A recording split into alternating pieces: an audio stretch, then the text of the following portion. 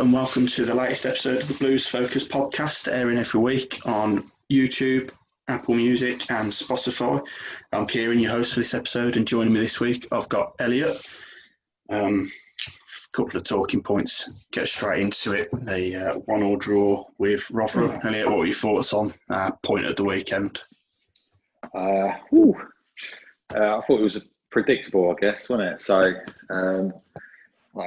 obviously, I had high hopes that we might take 3 points and put a couple of goals past them. But I think inevitably it was quite a tough contest, really, on paper. Considering we were 1-0 down with 2 minutes to go, I was quite happy with the point in the end. Yeah, I mean, it sounds stupid to say it when they scored with, like you say, 3 minutes to go or whatever it was, but it's a game last season where you know for a fact we wouldn't have found the balls to get back into it so late in the game last season. We'd have just gave up at that point. So you see the immediate differences he's putting into place there, but like I say, almost predictable. I think of Blues after the first couple of games. Don't matter who's in charge, we can never seem to shake that that air of predictability around us whenever we play a team we should be beating. Yeah, I think it's been the case for the last couple of seasons, hasn't it? Sort of since, I would probably say, well, definitely since Monk went and 100% since Rowett went, that we've got a sort of soft underbelly to us when it comes to sides that we should be beating. We haven't. So yeah, in a way, having gone 1-0 down, like I say, I was quite pleased to see that we grinded a point out of that one in the end. We could have quite easily lost that in the end. But I think going forward, there's a lot of positives to take from that performance, I think. Yeah, I mean, it wasn't a game of too many chances, really. I think obviously a lot of the new signings are going to take some time to bed in yet still. You've got to give them time to understand each other's game. You've still got a few to draft in after that as well. Lecco and San Jose has got to come in. So it'd be interesting to see over the next few weeks how this squad develops. But one thing I spoke about with Callum last week, and I'll mention to you, is where do you see San Jose fitting into this side? And presumably, if he's in the midfield too, who does he replace? I think at the moment he replaces Clayton, which is disappointing for Clayton because I think he hasn't put a foot wrong since he's come to the club. I think Sunjic has been a lot more comfortable in the 4-2-3-1 formation, or maybe didn't look so comfortable at the weekend having to sort of play in the 4-4-2. But I can't. If you're going to drop one of Sunjic or Clayton at the moment, I'd be dropping Clayton, and that's not through any fault of his. It's just that he's probably the slightly least stronger player in that sort of central defensive midfield position. Yeah, I think one issue you've got is potentially if those Sunjic and San Jose, do they really complement one another rather than doing the same job? Again, Karanka's obviously got a plan in store for all players he brings in. You'd have thought that's the reason we're on his wanted list. So I suppose we'll see what happens. And with 46 games, there's enough playing time for everyone in there. Yeah, I'm sure. I think, just quickly touching on that, the central defensive midfield position is really crucial for what we want to do this season. I think we've been crying out for a player that can put his foot on the ball, dictate the tempo of the game, and control the match basically. I think Clayton's brought that. He's brought that into our game. I think if San Jose is going to come in, he needs to do a similar job, but better than what Clayton's doing at the moment. And I don't profess to know a lot about the player myself. I don't watch a lot of La Liga. But it comes with big credentials, I think. So it'd be very interesting to see what he brings to the team when he comes in. And pretty. I mean, no doubt that he'll come into the team in the next couple of weeks when he's fit.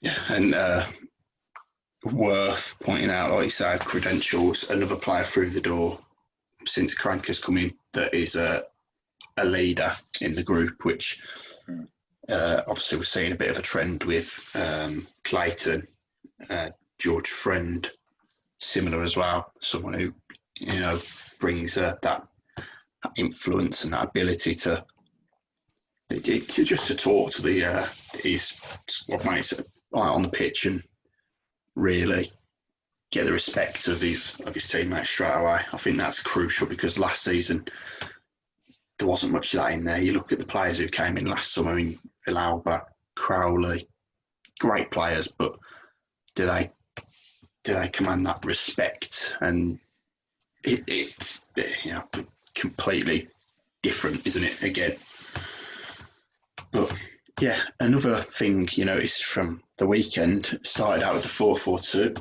Dukey and Hogan, the pairing that worked so well pre-lockdown last season, but didn't seem to work in the Karanka 4-4-2 of the weekend. So how do you see it? Who's the number one striker out of those two so far? And are we going to bring in another striker before the window closes? Oh, that's a difficult question. I think in terms of who is our most important striker, I'm going to say it's Djukovic. I think he's our most important striker. In terms of how we want to play, I think it's going to have to be someone that's obviously more mobile, quicker. I think we've known this for a little while now. If we want to play a lone striker or two wide forwards off the striker, the main striker's got to be mobile. I think the ideal scenario would be a sort of hybrid of Djukovic and Hogan rolled into one. I think we still need another striker. Towards the end of this window, I definitely think we need to be bringing in another striker, someone from the Premier League that's not going to be playing any games this season for their club.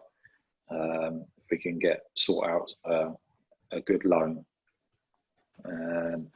So yeah, like I say, before we came on, we were just chatting about sort of potential names, and obviously there's a couple of names that were bandied about the other day, which were slightly laughable. Don't worry, we're going to talk about those shortly. I've got the list to hand. He's ready. He's poised. But yeah, I mean, we're not obviously going to be in the market for someone like Ryan Brewster or anything like that, like what Swansea had last season on loan. But we do need someone in a similar mould. So yeah, I definitely think we should be in the market for another striker or right-footed forward. Yeah, I think interesting you mentioned Brewster. That's one on the list that we're going to touch on because it has made a couple of the Blues fans on Twitter. Well, they've had a good laugh at the person's expense who put this list together. So thank you for that.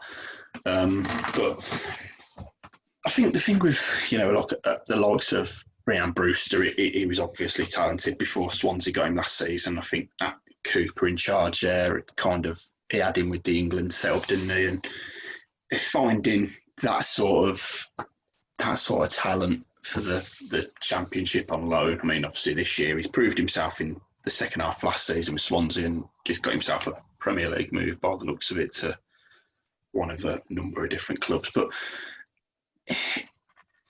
it's about taking a calculated risk, surely, isn't it?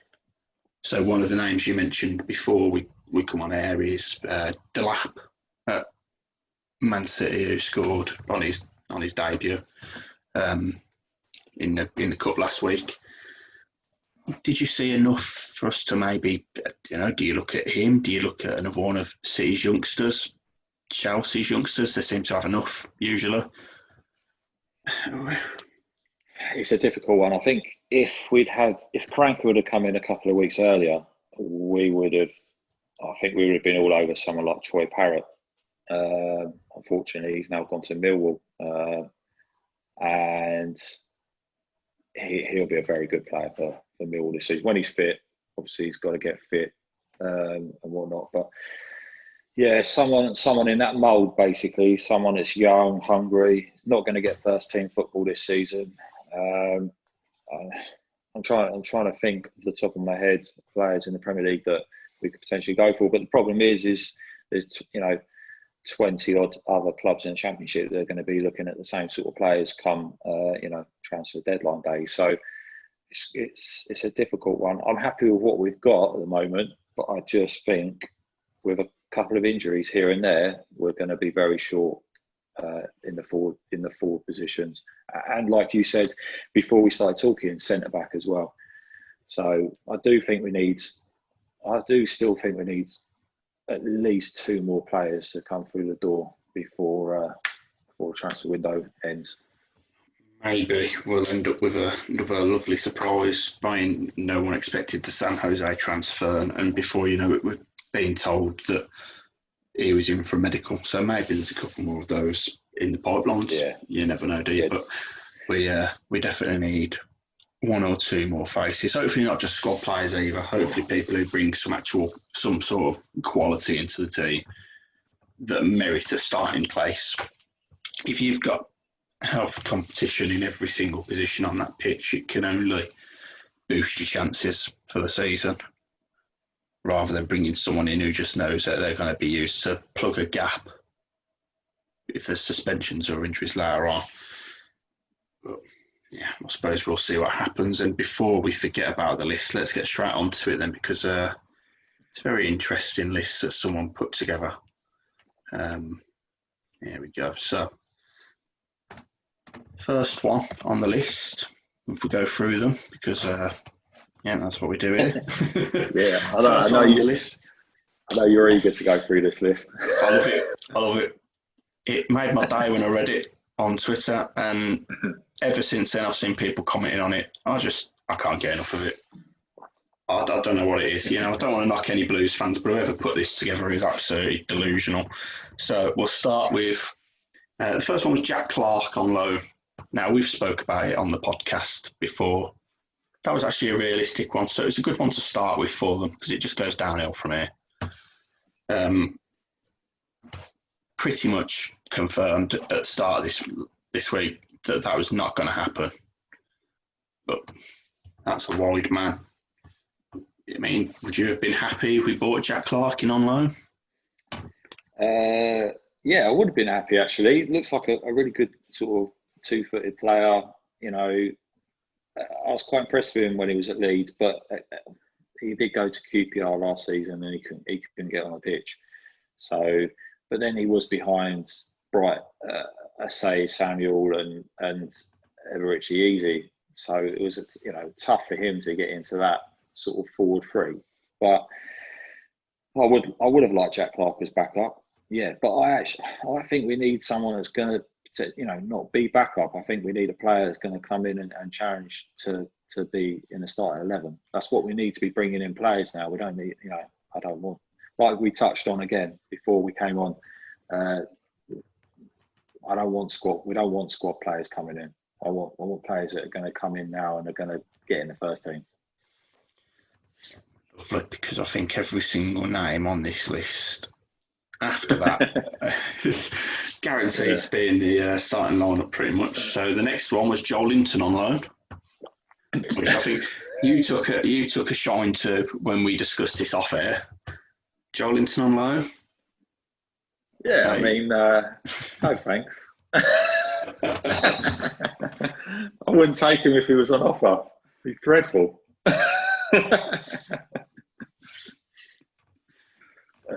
He did score one Premier League goal last season, actually, which is only one more than the entire Blues squad. Fair play. I mean, yeah, exactly. I'm laughing now, but he's a Premier League striker at the end of the day still. So I watched his penalty tonight. I would have put money on him missing. So I mean, that says everything really. So I don't normally get bets right. I should have put money on it, but. No, Joe Linton, that's laughable. He's probably on about 90 grand a week as well. So, next. Liverpool, Newcastle's £40 million signing of last window. We're just going to bring him to the Championship on loan. Right, so that's your Linton's a no then.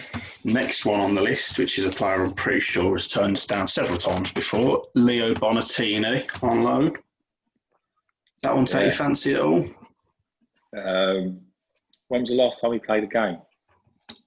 Did he go to Forest last year in the end and play about? Oh, yeah. Yeah, he did, yeah. Yeah, he went to Forest. I don't think he did a lot, did he? I don't think he'd done anything. Nah. It was like that Rafa Mur they got, who we were supposedly after as well. He's done absolutely nothing since he's gone there. Doesn't ever get a game. They just signed all Blues' targets and kept them in the reserves, didn't they? Well, thankfully, yeah. Thankfully they got him and we didn't. Yeah, you say that again. Well, we'll write Bonatini off the wish list as I know then. Next one, they just get better and better each time. So the next one, Mate Vidra for £5 million. I mean, I'm pretty sure he's playing at the moment for Burnley. I know Chris Wood's fit. I know Barnes is out. I'm pretty sure he's making the bench at least for Burnley at the moment. He's in and around the first team in the squad. Yeah, he's in and around. He's not going to leave. He's not going to leave, is he? He's not going to leave for us. Let's be honest. This is the problem. The disparity between wages in the Premier League and a Championship is huge now. Unless your team has just come down and you're getting £30 million in parachute payments, no one's paying these wages. So to even think about looking at someone like Matic Vidra is just ludicrous, to be honest. Next. So, I believe he was at Huddersfield at one point, now in the Bundesliga. Robin Quasson, £8 million. Yeah. Is the figure. That's the figure that this guy was quoted anyway. I wouldn't spend £1 million on him. No, I'm okay, thanks. What Huddersfield rejects? Let's just look at where Huddersfield are right now. No, I don't want him. Just another immobile striker that can't get around the pitch. Might be a semi-decent sort of finisher, but I mean, I wouldn't spend money on someone like that. Yeah, next. The next one. I like this one. In no way realistic at all, but Theo Walcott on loan. I mean, I'm pretty sure his wages alone for the year are worth more than pretty much every single signing we've made this window so far. If I guessed at roughly what he's on. What, about £100 a week, maybe? It makes Harley Dean look poor, doesn't he? So, I mean, if that's possible. No, thanks. I mean, listen, I wouldn't say no to a player of the quality of Theo Walcott. But do we want to be paying someone to come and play for us for a season on, let's say 80 grand a week? It's not really what we should be aiming at doing. We need to be, targeting young talent with, potential. Not just looking for a last payday. Someone going through the motions, basically. I'm going to, if you're talking about young players with potential, then I'm going to jump a few for now. We'll pick them back up. But on a permanent deal, they want us to sign Damari Gray back for £10 million. Well, I know for a fact that he's worth a lot more than £10 million right now. Market value, he's probably worth around twice that. Tottenham were touted at getting him or looking at him. Again, yeah. Linked to Liverpool in the past few weeks, from what I can remember seeing I think, to be fair, before they signed Jota, but nonetheless, you don't sign a player that's just been linked with the Premier League champions in the Championship. Listen, I like Damari Gray. I think he'd be superb in the Championship, but again, he's on probably 60 grand a week. He's going to have suitors in the Premier League. It's a non-starter. It's not even a conversation. Next one. A player that's literally been announced somewhere else today. They wanted us to get Ademola Lookman. Yeah. From Leipzig, if I remember correctly. I think he was.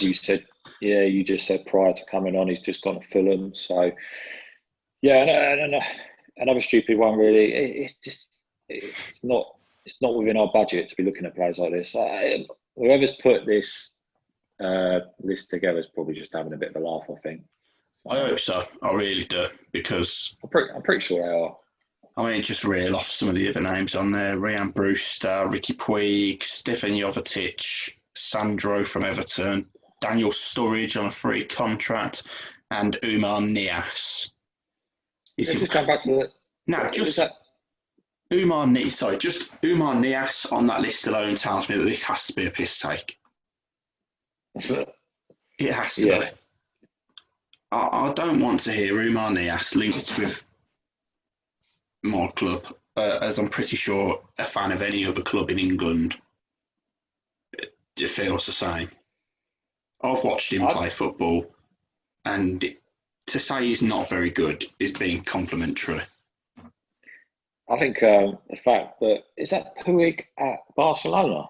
Yeah, Ricky Puig from Barcelona, who Ronald Koeman has told that if he gets himself a loan to a top flight club this season, he can be in Barca's lineup next season. Because obviously every single Barcelona player in their midfield at the minute is about 40 years old. So he's a shoo-in, isn't he, next year? So obviously what he really needs is a loan spell under Karanka at the Blues. Forget that list. I mean, it's obviously a piss take. So, I mean, I obviously living down south, I've got friends who support, QPR, Millwall, Chelsea. I was chatting to a mate tonight who's a QPR fan, and apparently they're in from Macaulay Bonne from, is it Charlton? Yeah, I'm sure it's Charlton. That'd be a good signing if we were to go for something like that. Also for Andre Green. I know Andre Green's at, those lot over the road. But again, another good player, definitely a championship level. I just think these are the sort of players that we should be eyeing up. That's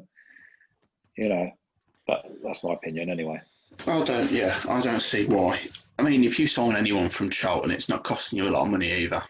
Let's be honest. They need the cash. I know they've just been took over, but they're not in a position where they can demand £4 million, £5 million to take someone away. Dylan Phillips is arguably one of their better players in goal. And what was he going to be, £1 million if we signed him? So they're not in a position to demand huge fees. Macaulay Bonne would be a good addition to the squad. Some Blues fans still won't let the Corley Woodrow thing die out. Again, I know there's still a couple of weeks left of, is there a week left of dealing with clubs abroad and 2 weeks after that, or another week or so dealing with other English clubs. So I think if we went for a player like Bonn, you've got a couple of weeks left to do a deal. So I'd like to say watch this space with at least for another striker, I think.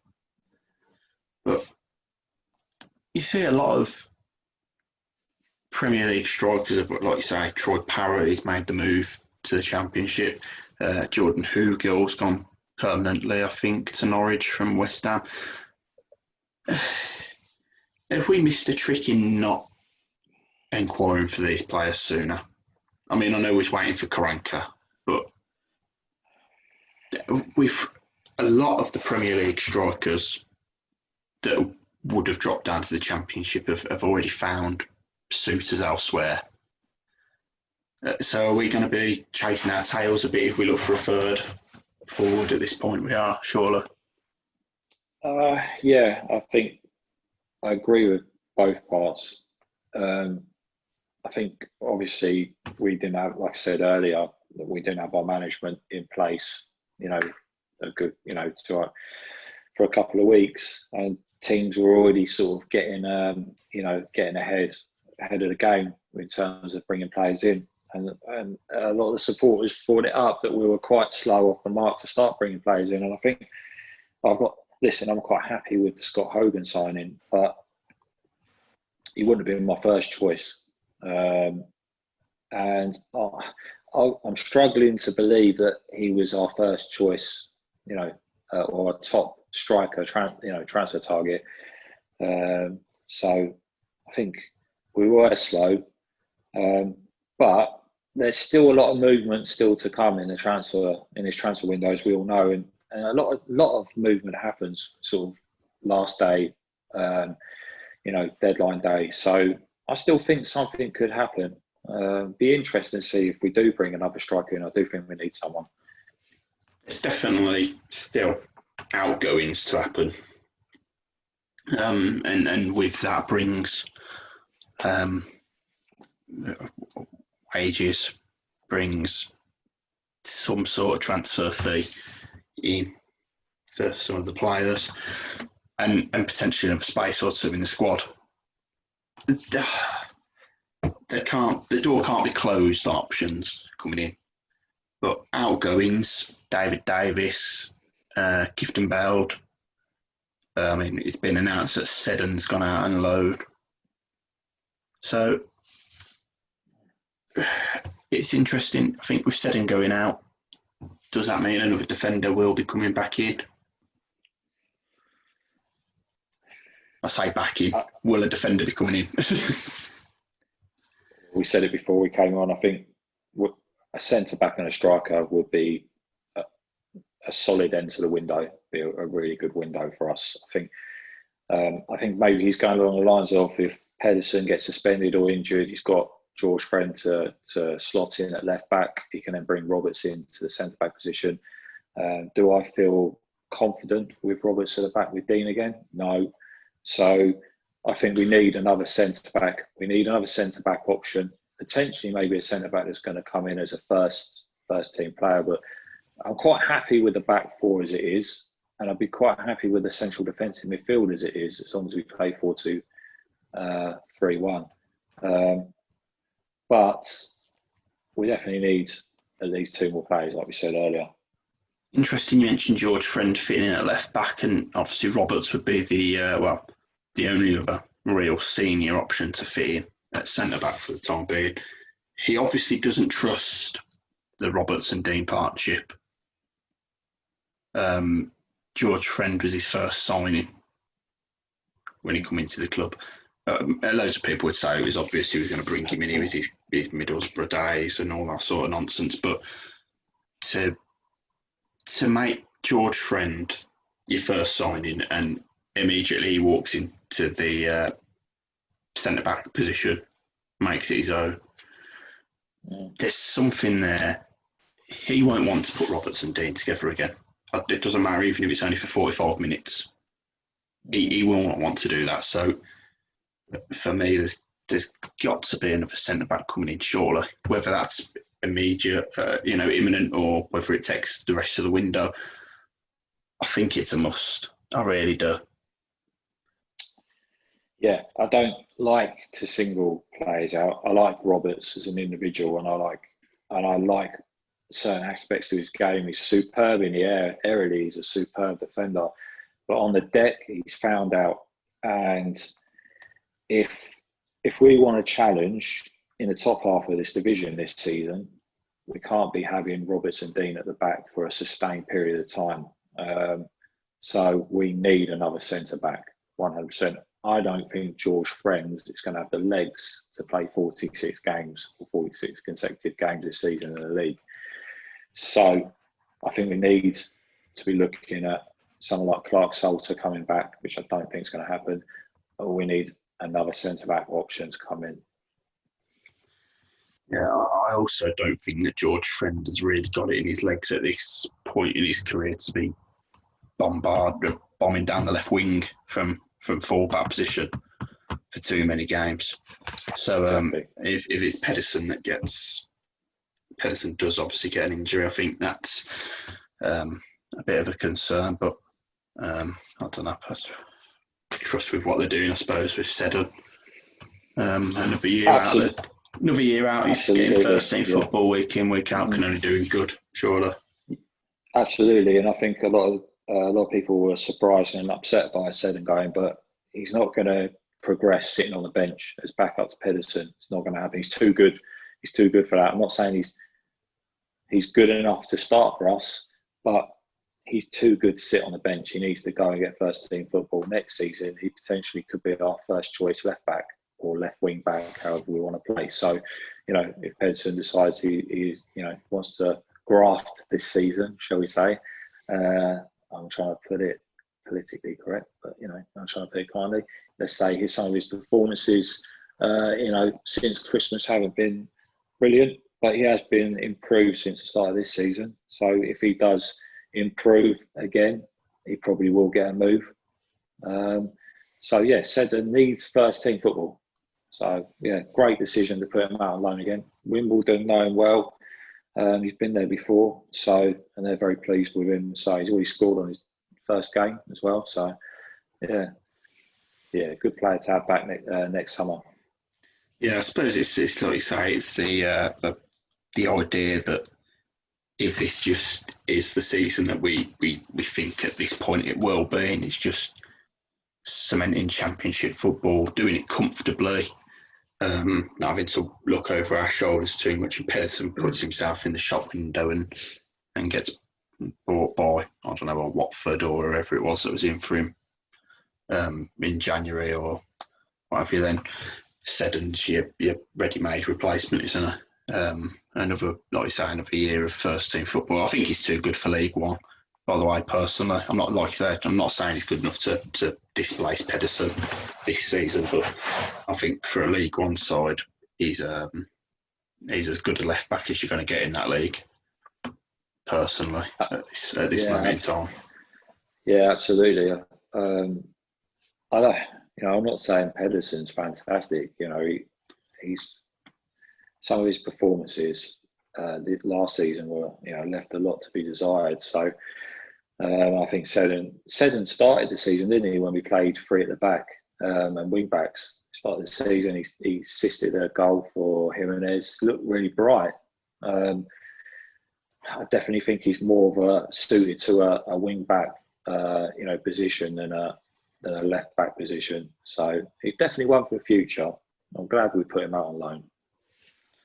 Yeah, and I mean, this episode of the podcast wouldn't be complete without us really quickly touching base. So, since the last time we've sat down and spoke, you've done a bit of time on Talk Sport. Brief. Yeah, so for those listening to the podcast who didn't hear Elliot's wonderful few minutes he had on air, we'll hear from the man himself.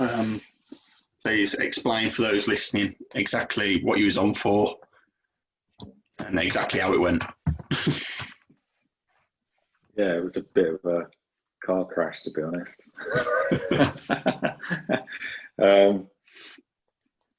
I mean, they weren't the easiest questions I've ever come across.